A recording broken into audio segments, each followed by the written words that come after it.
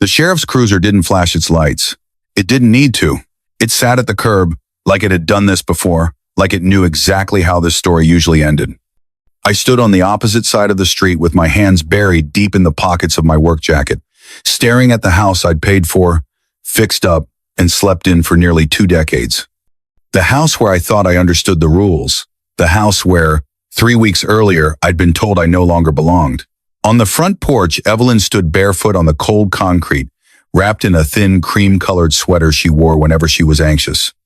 She kept tugging at the sleeves like she was trying to disappear inside it. Behind her, half hidden in the doorway, was her daughter Natalie, 31 years old, and the person who had just detonated my life. Across the street, curtains shifted. Someone paused halfway through, pulling their garage door down. Mrs. Harlan, who lived 2 houses over and treated neighborhood drama like a full-time job, had her blinds lifted exactly an inch. She always did things precisely. The sheriff stepped out of the cruiser with a folder under his arm. Calm. Unhurried. A man who delivered bad news enough times that it no longer clung to him. Ma'am, he said evenly, stopping at the bottom of the steps. This property is legally owned by Thomas Reed. Evelyn's mouth opened. Nothing came out. Natalie made a small sound behind her, half sob, half disbelief. That's not, she started, then stopped. Her mascara was already smudged, like she'd rehearsed this moment in advance. The sheriff flipped a page. You and any other occupants are required to vacate the premises. This order is effective immediately. Are we? Evelyn's eyes finally found mine. I expected rage. Accusations. One last ugly sentence meant to hurt on the way out. What I saw instead was something worse. She looked lost, like someone who'd walked into a familiar room and suddenly couldn't remember where the light switch was. For 17 years, I had been the one who fixed things. Broken appliances, late payments, awkward conversations, emotional fallout. I didn't create, but somehow inherited. I softened edges, took responsibility, absorbed blame. I felt that old reflex tighten in my chest, the urge to step forward, explain, make it easier for her. Then I remembered her voice 3 weeks earlier, sharp and final as shattered glass. Get out. You don't live here anymore. So I stayed where I was. The sheriff checked his watch. If you refuse to comply, enforcement will proceed. Silence pressed down on the street. I took a slow breath, steady and deliberate, just like my attorney had taught me. I didn't come here to argue, I said. I came to take my life back. The words settled heavy and still, like fresh snow. And standing there, in front of my own house, with my neighbors watching and my marriage unraveling in public, I realized something I hadn't allowed myself to believe before. I was going to survive this. Because 3 hours after Evelyn threw me out into a winter storm over a lie, Natalie told, the police had called my name. And that was only the beginning. The night everything broke didn't announce itself. It was just another Tuesday in Columbus, Ohio. Gray sky. Wet pavement. Leaves stuck to the soles of my boots as I walked up the driveway after a 12-hour shift at the hospital. Facilities maintenance. The invisible job. The kind nobody notices unless something stops working. My hands smelled like disinfectant and machine oil. That smell doesn't wash off. Bleach, old coffee, something metallic that settles at the back of your throat. Inside, the house was warm. Evelyn had made chicken casserole, the easy kind canned soup, crispy onions on top.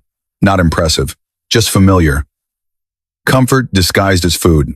We ate at the kitchen table with a loose leg I'd been meaning to fix for months. The TV murmured in the living room local news, a car dealership yelling about 0% financing, then the weather guy warning about a storm rolling in overnight. Natalie came in late, like always. She never knocked, never felt the need. The screen door slapped shut behind her. Hey, Evelyn said, forcing brightness. We saved you some. Natalie dropped into a chair, eyes already glued to her phone. Thanks. She smelled like sweet vanilla perfume, layered over something artificial. Her hair was pulled into a messy bun. Leggings. An oversized hoodie from a college she never attended. I didn't say much. After 17 years, you learn the rhythm of a house. Some nights you talk. Some nights you keep your head down. Natalie had a tension to her that evening, tight, coiled, like a rubber band stretched too far. Evelyn asked how work was going. Fine, Natalie sighed. Whatever. Whatever meant don't ask questions, don't expect anything. Don't make me accountable. I rinsed my plate at the sink. Rain tapped against the window. Soft at first, then harder. Evelyn wiped the table. Natalie scrolled. The TV droned on. Then Natalie's phone made a sound. A notification. She froze. Her thumb stopped moving. Her shoulders stiffened. I watched her face change, and something cold crept up my spine. Her eyes widened, lips parted. Then she looked up at Evelyn. "Mom," she said, voice thin, trembling. "Can I talk to you? Like right now?" Evelyn glanced at me, then nodded. "Of course. What's wrong?" Natalie stood. She didn't go to her room. She didn't ask for privacy. She walked straight into the kitchen and pointed at me. "It's him," she said. I blinked. "What?" She held her phone toward Evelyn, angling it so I couldn't see. I knew something was off, and now I have proof. Evelyn's face drained of color. "Proof of what?" Natalie swallowed hard. "He's been messing with my accounts, my money." The floor dropped out from under me. "What are you saying?" I asked. Natalie's eyes flicked to mine. There was something there cold, calculating, buried beneath a performance of fear. "I checked my email," she said. "There are logins from this house. Messages." Evelyn's hand flew to her mouth. "Messages?" she whispered. Natalie nodded. "Threatening ones. Saying he's watching me. That if I tell anyone, it'll get worse. Unstable." That word hadn't been spoken yet, but I felt it loading in the chamber. I turned off the water slowly. "Evelyn, that's not true. I don't even know her passwords." Natalie let out a small, humorless laugh. "Of course you'd say that." Evelyn's eyes darted between us. "Tom, why would Natalie lie?" I had answers. Too many. None of them safe. "I don't know," I said quietly. "But she is." Natalie's chin trembled just enough to look convincing. "Mom, I'm scared." And just like that, everything shifted. Evelyn didn't look at me when Natalie said she was scared. She didn't need to. Her shoulders stiffened, like those words had triggered something ancient and instinctive. Protect the child. Believe the fear. Act fast. "Natalie," Evelyn said carefully, "what kind of messages?" Natalie scrolled. Stuff like, "He knows where I go. That he's watching me. That if I talk, it'll get worse." My heart slammed hard enough to echo in my ears. "That's insane," I said. "Evelyn, listen to me. I've never touched her accounts." Natalie tilted her head.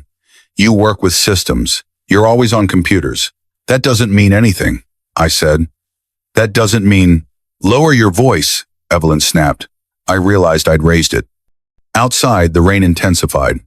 Wind shoved the maple tree by the driveway, branches scraping the siding like fingernails. "Natalie," Evelyn asked, "why didn't you come to me sooner?" Natalie hesitated. "Let the silence work." "I didn't want to believe it," she whispered, "but now I can't ignore it." Evelyn turned to me. "Is this true?" "No," I said immediately. "She's lying." The word hit the air like a dropped plate. Natalie gasped. Loud, sharp. "See? That's how he talks to me. That's what he does when you're not around." Evelyn stepped toward me.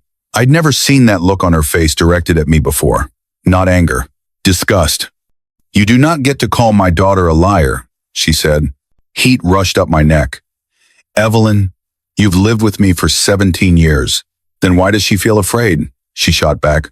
"Because she's manipulating you," I wanted to say. The words slipped out anyway. "Because she is manipulating you." Natalie recoiled like I'd struck her. "Oh my God," she sobbed. "Mom, he's doing it again." Evelyn's voice rose. "Stop." Natalie softened instantly. "I don't want to make a big deal. I just need to feel safe." Safe. That word didn't need proof. Evelyn stared at me. Then she screamed, "Get out." The sound bounced off the cabinets, the fridge, the tile floor I'd mopped 2 days earlier. "Get out of my house," she shouted. "You don't belong here anymore." I watched Natalie's mouth tighten at the corners for just a second like she was trying not to smile. I didn't argue. I grabbed my jacket, and I walked into the storm. I sat in my truck for a long time after I pulled away from the house. The engine was off. The windshield fogged slowly with my breath. Rain streaked down the glass in uneven lines, blurring the porch, the windows, the life I'd just been expelled from. The storm had settled into that steady Ohio drizzle, the kind that doesn't announce itself loudly, but seeps into everything if you stand still long enough. I checked my phone. No messages. No missed calls. At 1:12 a.m., it rang. "Mr. Reed," a calm voice said, "this is Officer Michael Lawson with the Columbus Police Department. We need to ask you a few questions." I closed my eyes. "Am I being arrested?" I asked. There was a pause. Not long, just enough. "No, sir," he said. "We received a complaint. We're conducting a welfare check." Welfare. Another harmless word with sharp edges. I answered his questions carefully. Where was I? Had I left the house voluntarily? Had I threatened my stepdaughter in any way? "No," I said. "Never." I heard papers shuffle on the other end. A pen scratching. "Sir," he said, "do you own the property on Hawthorne Lane?" "Yes." "Is your wife's name on the deed?" The question landed wrong, like a note out of tune. I thought of Evelyn years earlier, sitting at the kitchen table with a stack of bills between us, her voice small and embarrassed. "I don't want my name on anything anymore," she'd said. "I already wrecked my credit once." "No," I said slowly. "It's only mine." Another pause. "Longer this time?" "Thank you for your cooperation," Officer Lawson said. "That's all for now." The line went dead. I stared at my phone as if it might explain something if I waited long enough. One lie. That was all it took. Enough to throw me out of my own house. Not enough to hold up under even the lightest scrutiny. I drove to my brother Paul's place on the south side. He didn't ask why I was there. He just opened the door, stepped aside, and said, "Coffee's still hot." I slept on his couch with my jacket folded under my head. I woke before dawn with Evelyn's words still echoing. "You don't belong here anymore." The next morning, I started digging. 17 years of emails, mortgage statements, refinance documents, county records I'd never had reason to look at before. There it was. A warranty deed from 2010. My name. Only my name. My hands shook not from fear, but from something colder. Something heavier. The ground under this entire mess wasn't as solid as Evelyn and Natalie believed. For the first time since I stepped out into the rain, I felt something shift, not relief. Leverage. I searched for a local attorney. No billboards, no TV ads, just a name that kept appearing in reviews. Laura Bennett. Her office sat above a nail salon on a quiet side street downtown. No glass walls, no motivational posters. Just her name in black lettering on frosted glass and a narrow staircase that smelled faintly of lemon cleaner and old paper. She shook my hand once, firm and efficient, then gestured for me to sit. "Start from the beginning," she said, clicking a pen. "And don't skip the boring parts. The boring parts are usually where the truth lives." So I told her everything. The casserole, the rain, Natalie's voice flipping from casual to terrified like a switch, Evelyn's scream, the police call, the deed. Laura didn't interrupt. She nodded occasionally, pen moving across a yellow legal pad. When I finished, she leaned back and exhaled slowly. "Okay," she said. "First things first, you did the right thing by leaving." I frowned. "I lost my house." She shook her head. "No, you lost access. Big difference." She slid the deed toward me. "This house is legally yours, sole ownership. That gives you options. But if you rush in angry, you'll burn half of them." The paper looked strange, like my name belonged to someone else. "So what do I do?" I asked. "You don't confront," she said. "You don't explain. You don't text. You don't post. You document. And you wait." Waiting had never been my strength. I'd spent my whole life fixing things when they broke. Leaky pipes, jammed doors, strained relationships. But this wasn't something I could repair with tools and over time. I stayed at Paul's place. Every morning I drove past my own house on the way to work.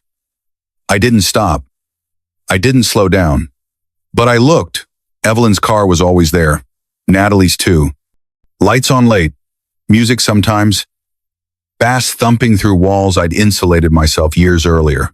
Once, I saw Natalie on the porch laughing into her phone, cigarette smoke curling around her head like she didn't have a care in the world.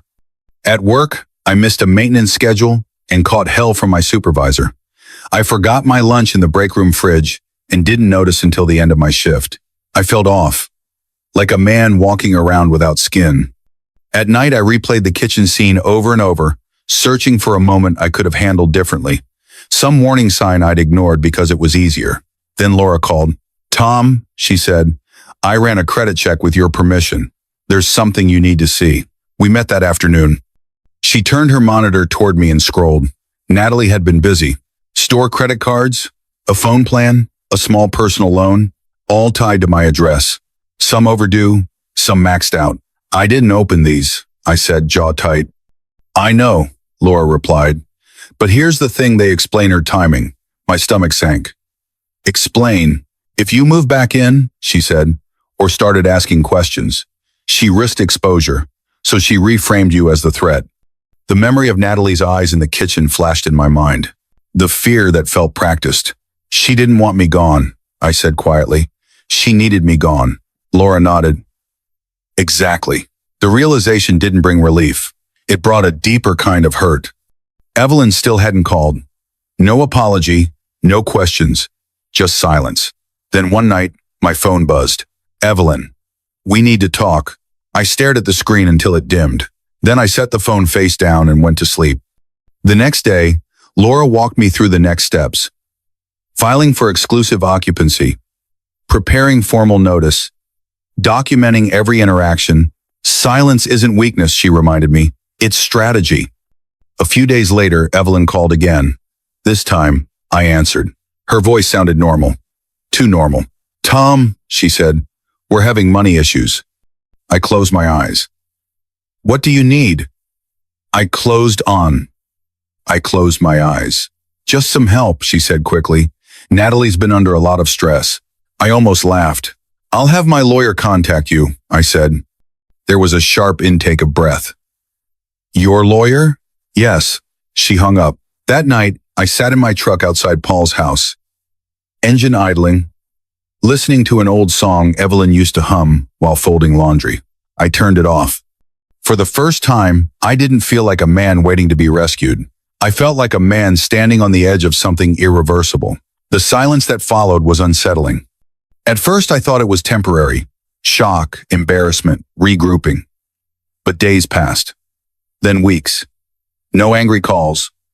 No threats. No accusations. Just quiet. Too quiet. Laura warned me about that. People get loud when they're desperate, she'd said. They get careless when they think they've won. It's second Manders of the coded. Natalie made plenty of noise once she thought I was gone for good. Paul sent me screenshots with nothing but a raised eyebrow emoji attached. Natalie's social media had shifted tone. Long posts about toxic men, quotes about financial abuse, vague accusations wrapped in therapy language. She never used my name. She didn't need to. Anyone who knew us knew exactly who she meant. One photo stopped me cold. Natalie standing on my front porch, head tilted just right, smiling into the camera like she just claimed a prize. In her hands was a blue ceramic mug with a hairline crack near the handle. I'd bought that mug years ago in Nashville. Evelyn said it reminded her of my hands. Solid, reliable. Seeing Natalie wrap her fingers around it made something harden in my chest. I didn't respond. I documented. Laura saved everything. At work, I went through the motions. Fixed what needed fixing. Changed filters. Tightened bolts. Signed off on maintenance logs I'd signed 1,000 times before. The hospital didn't care that my marriage had collapsed. Air handlers still needed to run. Doors still jammed. Life moved forward whether I was ready or not. One afternoon, my supervisor stopped me in the hallway. You all right, Tom? I nodded. Just tired. It was true. But it wasn't the kind of tired sleep fixes. I started waking up before dawn, heart racing, replaying Evelyn's scream in my head. The look on her face when she chose Natalie's fear over 17 years of knowing me. Paul noticed before I said anything. You're grinding your teeth, he said one night, sliding a plate of reheated leftovers across the table. I hadn't realized. I keep thinking, I admitted, staring at my food. If I'd said something different, Paul shook his head slowly.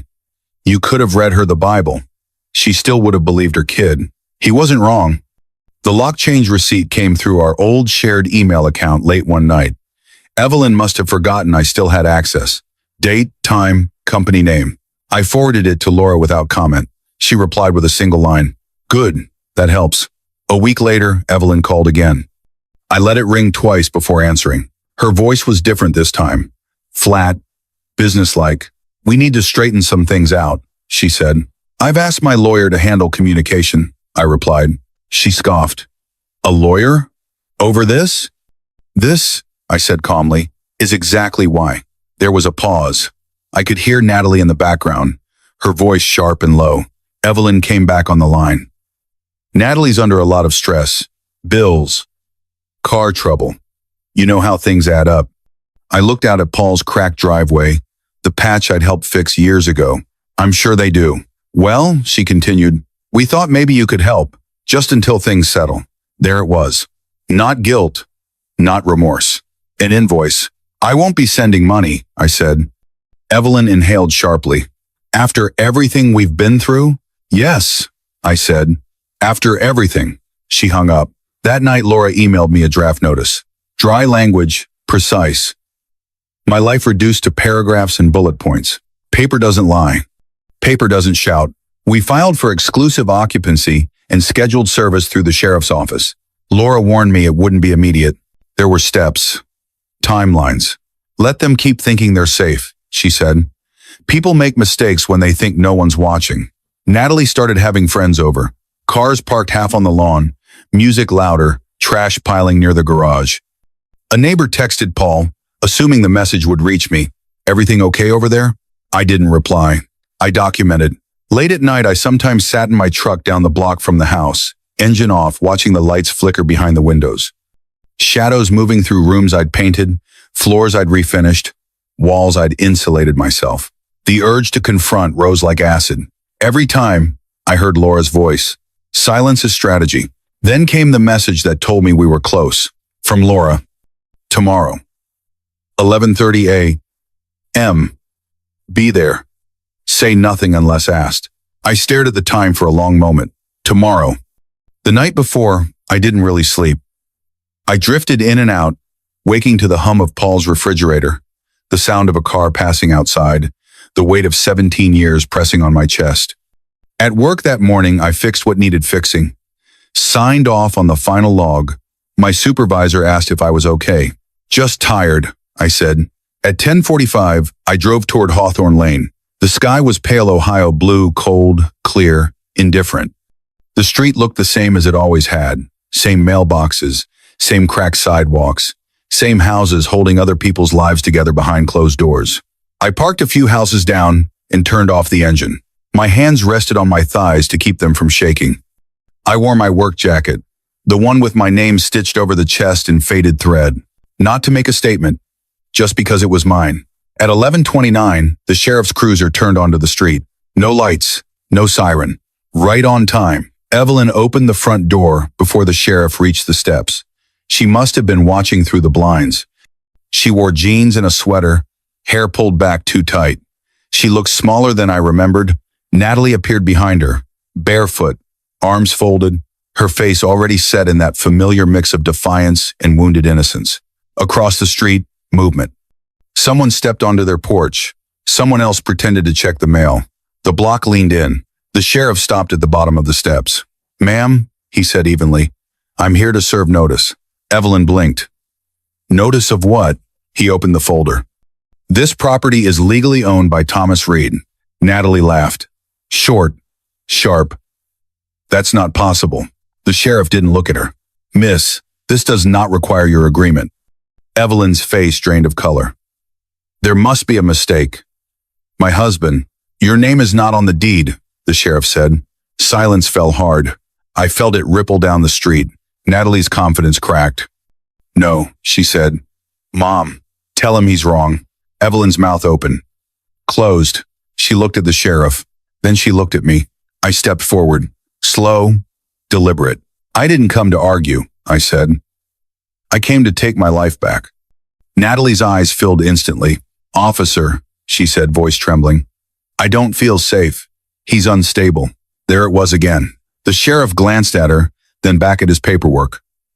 "That allegation is noted. It does not alter this order." "If you talents," Natalie cried louder. The kind of cry meant to pull sympathy out of thin air. No one moved. Evelyn swayed slightly, like she might sit down on the steps. "Tom," she whispered. We can talk about this. I shook my head once. We had 17 years. The sheriff cleared his throat.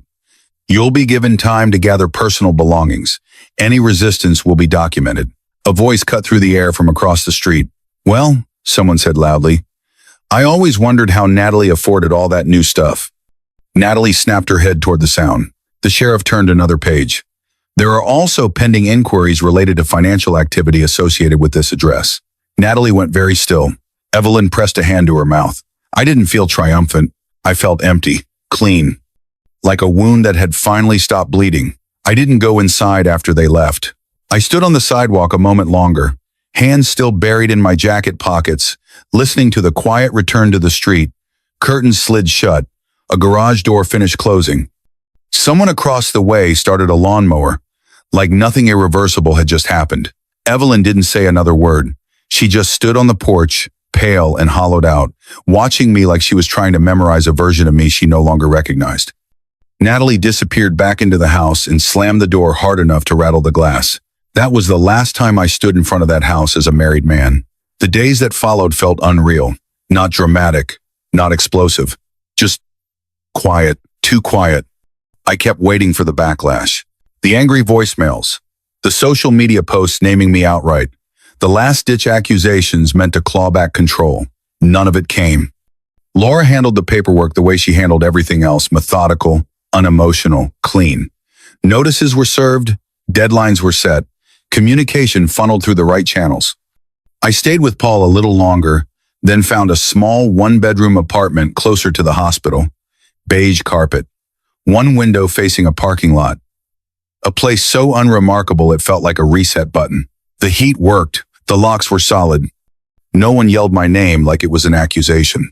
I bought a bed, a cheap coffee maker, and a second-hand recliner from a guy down the road who smelled like cigarettes and motor oil.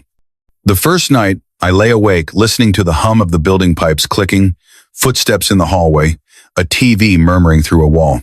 No slammed doors, no raised voices, no tension hanging in the air like static. That was when it hit me. For the first time in years, I wasn't bracing for impact. I wasn't anticipating the next problem, the next excuse, the next emotional bill coming due. I wasn't fixing anything. I wasn't smoothing over edges. I wasn't disappearing to keep the peace. I was just there, and that scared me more than the chaos ever had. Because when the noise fades, you're left alone with yourself, with the truth you've been outrunning, with the parts of you that stayed too long, gave too much, and mistook endurance for loyalty. At work, things shifted slowly. I stopped apologizing for things that weren't my fault. When a valve stuck or a system lagged, I handled it and moved on. No drama, no guilt, no internal monologue about how I should have caught it sooner, should have done better, should have been more. One afternoon, my supervisor clapped me on the shoulder and said, "You seem lighter." I didn't answer right away. "I am," I said finally. I drove past Hawthorne Lane less and less. When I did, it didn't pull at me the way it used to. The house looked smaller now, just another place holding another version of a life I no longer lived. Laura called once more to confirm the final paperwork had cleared. "You did well," she said. "I didn't do much," I replied. She paused. "You didn't interfere. That's more than most people manage." Evelyn texted me a month later. The message was long. Apologies threaded with explanations. Stress, confusion, fear. She said Natalie was gone now, that things were clearer, that she wanted to talk. I read it once, then again. 17 years flickered through my mind.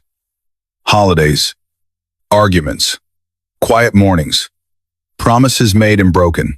The version of myself who believed that if he just stayed calm enough, patient enough, everything would eventually make sense. I set the phone down. I didn't reply. Not because I was angry, not because I wanted punishment or revenge, but because I finally understood something I'd spent years misunderstanding. Closure doesn't come from confrontation. It comes from choosing not to re-enter the room that broke you. The quiet that followed surprised me. At first, I didn't trust it. I kept my phone on the table when I slept. I checked my email more than I needed to. I flinched at unknown numbers.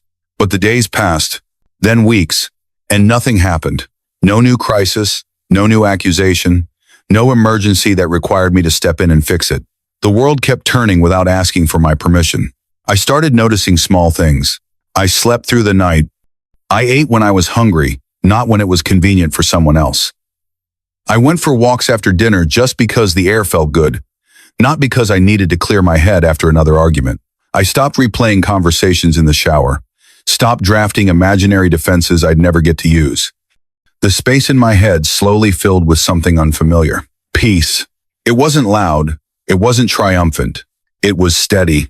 One evening, I sat in my recliner, coffee cooling on the table beside me, watching the parking lot lights flicker on as the sun dipped behind the hospital across the road.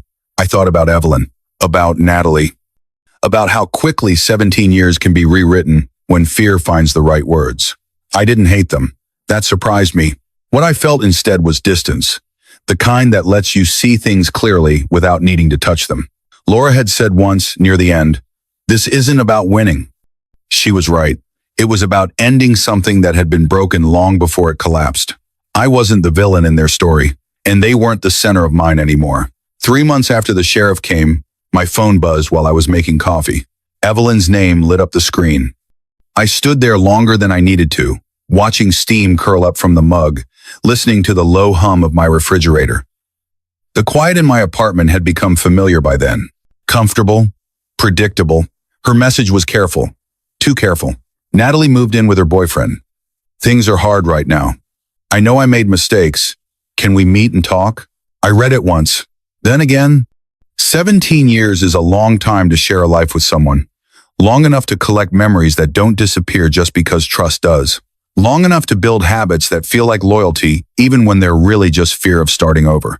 I felt the old pull, the instinct to fix, to soften, to take responsibility for something that wasn't mine anymore. That instinct had nearly cost me everything. I deleted the message. No reply. No explanation. Just silence. Not out of cruelty. Out of self-respect. And for the first time since this all began, the silence didn't feel like punishment. It felt like choice. The calm that followed wasn't dramatic. There was no moment of triumph, no swelling music, no sense that I'd won. Life just continued. I went to work, fixed what needed fixing, came home, made dinner, slept through the night. I stopped checking my phone for emergencies that never came, stopped bracing for the next accusation, stopped rehearsing defenses in my head. One evening, I realized something that caught me off guard. I was laughing, not a forced laugh, not a polite one, a real one, at something stupid on TV. It startled me enough that I sat there afterward, staring at the dark screen, trying to remember the last time that had happened. I drove past Hawthorne Lane once more, weeks later, without planning to. The house looked smaller, ordinary, just another place holding someone else's mess now. There were boxes near the curb, new cars in the driveway, evidence of a life rearranging itself without me at the center of it. I didn't stop. I didn't feel the ache I expected. I felt done. That's when it finally clicked. I hadn't lost my home that night in the storm. I'd lost access to a version of myself that survived by disappearing. For years, I thought being steady meant being silent. That loyalty meant absorbing damage. That love meant enduring whatever came next. I was wrong. Loyalty doesn't mean erasing yourself. Love doesn't mean accepting a lie just to keep the peace. And silence, real silence, chosen silence, isn't weakness. It's boundary. I didn't get justice by yelling. I didn't get dignity by proving anyone wrong. I let the truth do the work. Paperwork, patience, time. They spoke louder than anger ever could. Sometimes I think about the moment Evelyn screamed at me to get out. How fast 17 years collapsed into a single sentence. How easily fear rewrote the story while I was still standing in it. And I don't feel bitterness. I feel clarity. Because if that night taught me anything, it's this. Walking away isn't losing. Sometimes it's the strongest thing you'll ever do. Maybe you're listening to this right now and something about it feels uncomfortable. Familiar. Maybe you've been blamed for a mess you didn't make. Maybe you've been asked to leave a place you helped build. Maybe someone you loved rewrote your story while you were still living inside it. If that's you, hear this carefully. You don't have to prove anything to survive. You don't have to explain yourself to move on. And you don't owe access to people who only valued your silence. So let me ask you something. If you were in my place, comment 1 if you would have tried to fix things one more time. Comment 0 if you would have walked away the moment the line was crossed. There's no right answer, just honesty. And if this story made you pause even for a second, stay here. This channel is for the quiet stories, the real ones, the ones about dignity, truth, and the moments that change us without asking. If you've lived through something like this, you're not alone. And if you haven't yet, remember it, because knowing when to walk away might be the most important skill you ever learn. Thanks for listening.